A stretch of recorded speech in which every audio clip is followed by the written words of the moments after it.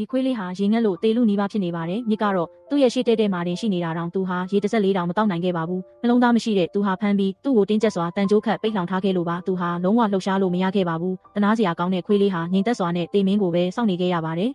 ဒါပေမဲ့ခွေးလေးတေအန်ဆဲဆဲအချိန်မှာပဲကျင်နာတတ်တဲ့ကောင်လေး2ယောက်ကသူ့ကိုတွေ့သွားခဲ့ပါတယ်သူတို့ကချက်ချင်းပဲတန်ကြိုးကိုဖြုတ်ပေးခဲ့ကြပါတယ်ခွေးလေးဟာသူတို့ကိုကျေးဇူးတင်စကားတော်မပြောနိုင်အားပဲမျက်စီကိုအပြေးလွှားသွားခဲ့ပါတယ်နောက်ဆုံးမှာတော့သူဟာအသက်ဆက်ရှင်ဖို့အရေးကြီးတဲ့ရေတံငုံကိုတောက်ခွင့်ရခဲ့ပါတယ်တေဘေးကနေလွတ်မြောက်ပြီးတဲ့နောက်ခွေးလေးဟာပြန်လည်လေလွတ်နေခဲ့ပါတယ်။ဗိုက်စာလာတဲ့အခါမျိုးလေးတစ်မျိုးကိုရောက်လာခဲ့ပါတယ်။ရုတ်တရက်ဆိုသလိုအမိုက်ပုံးတွေထဲမှာအစာရှာနေတဲ့သူ့လိုခွေးအုပ်စုတစ်စုကိုတွေ့လိုက်ရပါတယ်။သူဟာအဲ့ဒီအုပ်စုထဲမှာပါဝင်ခြင်းခဲ့ပေမဲ့အနားမှာရှိတဲ့သွားတစ်ချောင်းနဲ့ရှိတဲ့ခွေးကသူ့ကိုကြမ်းတမ်းစွာစိုက်ကြည့်နေခဲ့ပါတယ်။ခွေးလေးဟာအနားကိုမကက်ရဲခဲ့ပါဘူး။ကံကောင်းထောက်မစွာနဲ့ပဲသူတို့ရဲ့အကိုကြီးဖြစ်တဲ့ချီဝါဝါလေးကကျင်နာတတ်ပါတယ်။သူကခွေးလေးကိုအုပ်စုထဲဝင်ခွင့်ပြုခဲ့ပါတယ်။နောက်ဆုံးတော့ခွေးလေးဟာပထမဆုံးအကြိမ်ဘိုက်ဝအောင်စားခဲ့ရပါတယ်။ဒီဒေသခံခွေးအုပ်စုရဲ့ဥဆောင်မှုနဲ့အတူခွေးလေးကိုခွေးချစ်တဲ့သူတွေကမကြခင်မှာပဲသဘောကျသွားကြပါတယ်။လူတိုင်းကသူတို့ရဲ့အစားအသောက်တွေကိုကျွေးမွေးကြပါတယ်။ခွေးလေးဟာသွားတစ်ချောင်းနဲ့ရှိတဲ့ခွေးစီကနေအမိုက်ပုံးနဲ့အစာရှာနည်းကိုလည်းတင်ယူခဲ့ပါတယ်။သူနောက်ထပ်ဘယ်တော့မှဘိုက်မစားတော့ပါဘူး။ဒါပေမဲ့ပြောစရာအချိန်တွေကအငြင်းရန်တိုတောင်းတတ်ပါတယ်။ညဘက်ရောက်တဲ့အခါအဖော်တွေအားလုံးကသူတို့ရဲ့သခင်တွေစီပြန်သွားကြပါတယ်။ခွေးလေးမှာပဲအိမ်မရှိတာပါ။အရင်တုန်းကသူဟာလူတစ်ယောက်ရဲ့တပ်ဖြတ်ခြင်းကိုခံရလူနီးပါဖြစ်ခဲ့ပူပါတယ်။အခုတော့သူစိမ်းတွေကိုပြန်ယုံကြည်ဖို့ခက်ခဲနေပါပြီ။သူ့ရဲ့သခင်စစ်အမှန်ကိုရှာဖို့အတွက်ခွေးလေးဟာသူ့ရဲ့အဖော်တွေကိုနှုတ်ဆက်ပြီးဆက်လက်လီလွင့်ခဲ့ပါတယ်။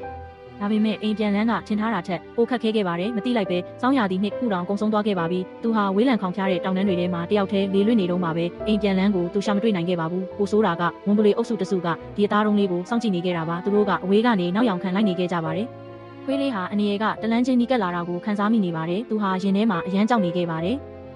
သူ့ရဲ့ကြောက်စိတ်ကိုဖုံးကွယ်ဖို့အဆက်မပြတ်ဟောင်းနေုံပဲတက်နိုင်ခဲ့ပါတယ်။ဒီနေ့မှာခွေးလေးဟာအဲ့ဒီအနေရရှိတဲ့အနံ့ကိုထပ်ပြီးရလိုက်ပါတယ်။၆လက်နေတဲ့ဝန်ပလီအုပ်စုဟာနောက်ဆုံးမှာတော့သူ့ကိုတိုက်ခိုက်ဖို့မအောင်နိုင်တော့ပါဘူး။သူတို့ဟာခွေးလေးကို6ကန်းပါးတွေပြည့်နေတဲ့တောင်တန်းတွေထဲမှာဝိုင်းထားလိုက်ကြပါတယ်။ရက်ဆက်တဲ့ဝန်ပလီတွေနဲ့ရင်ဆိုင်ရချိန်မှာခွေးလေးအတွက်အခွင့်အရေးမရှိသလောက်ပါပဲ။ဒါပေမဲ့သူ့ကိုငြိမ်မနေစေပဲအကျယ်ကြီးဟောင်စေခဲ့ပါတယ်။သူဟာသူ့ရဲ့အရှိန်အဝါနဲ့ဝန်ပလွေတွေကိုမောင်းထုတ်ခြင်းခဲ့တာပါဒါပေမဲ့ဝန်ပလွေတွေကဒါကိုလုံးဝဂရုမစိုက်ခဲ့ပါဘူးသူတို့ဟာရှေ့ကိုတိုးလာပြီးခွေးလေးကိုကိုက်ခဲဆွဲပြဲကြပါတယ်မကြခင်မှာပဲခွေးလေးဟာဒဏ်ရာတွေနဲ့ပြေးသွားခဲ့ပါတယ်ဒါပေမဲ့ခွေးလေးရဲ့အသက်ဟာအမြင့်တန်းလေးဖြစ်နေတဲ့အချိန်မှာပဲဝန်ပလွေအုပ်စုကရုတ်တရက်တိုက်ခိုက်တာကိုရက်လိုက်ပါတယ်တန်မာထွားကြိုင်းတဲ့တောင်ကျင်းသေးကြီးတစ်ကောင်ကသူတို့ကိုအနားကနေအေးဆက်စွာစိုက်ကြည့်နေလို့ပါဝန်ပလွေတွေတုံ့ပြန်ဖို့အချိန်မရခင်မှာပဲတောင်ကျင်းသေးကသူတို့အလဲတဲကိုခုံဝင်သွားပါတော့တယ်သူဟာပြင်းထန်စွာတိုက်ခိုက်ခဲ့ပါတယ်မကြခင်မှာပဲဝန်ပလွေတွေဟာထွက်ပြေးသွားကြပါတယ်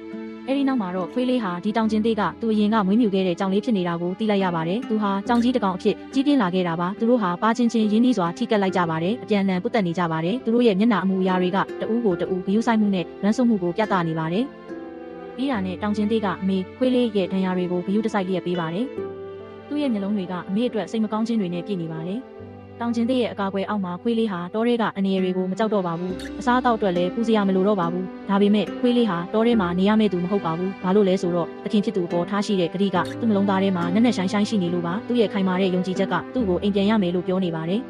မခွဲခွာခင်မှာသူတို့ဟာရှစ်ချေထောက်ချင်းပူးကပ်လိုက်ကြပါတယ်သူတို့ဟာမခွဲနိုင်မခွာရက်ပဲပါချင်းပုတ်တက်နေကြပါတယ်ဘသူကမှမခွဲချင်ကြပါဘူးတောင်ကျင်းသေးကအမေကဘာကြောင့်အတင်းအကျပ်ထွက်သွားချင်ရတာလဲဆိုတာနားမလည်ခဲ့ပါဘူးဒါပေမဲ့သူဟာအမေရဲ့ရွေးချယ်မှုကိုလေးစားခဲ့ပါတယ်ဘာလို့လဲဆိုတော့သူ့နှလုံးသားထဲမှာအမေဟာသူ့ကိုကာကွယ်ဖို့အသက်ကိုရဲရဲဝံ့ဝံ့ရင်းခဲ့လို့ပါအန်ဒီရဲ့အမျိုးမျိုးကိုခိုင်မာစွာနဲ့ရင်ဆိုင်ခဲ့ပါတယ်ဒါကသူ့ကိုအမေအပေါ်အလွန်လေးစားစေခဲ့ပါတယ်ဒါကြောင့်ခွေးလေးဟာသူ့ရဲ့သခင်ကိုရှာဖွေဖို့ခရီးပြန်စားခဲ့ပါတယ်ဒါပေမဲ့